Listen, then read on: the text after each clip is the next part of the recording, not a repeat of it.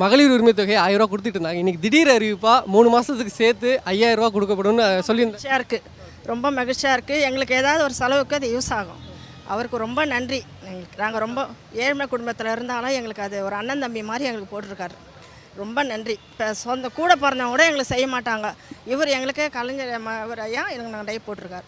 ரொம்ப மிக்க மகிழ்ச்சியாக இருக்கேன். காலையில் இந்த செய்தியை கேட்ட உடனே ஃபஸ்ட்டு எனக்கு 6:30 மணிக்கெலாம் வந்துருச்சு எனக்கு. ரொம்ப மகிழ்ச்சி. தூக்கத்தில் எழுந்த உடனே பைசா தான் நான் பார்த்தேன். ரொம்ப மகிழ்ச்சி. என்ன மாதிரியான செலவுகளுக்கெல்லாம் இது யூஸ் ஆகுது? எல்லாம் மாத்திரை செலவுக்கு, எனக்கு சுகர் ப்ரெஷர்லாம் இருக்குது, மாத்திரை செலவுக்கு யூஸ் ஆகும்.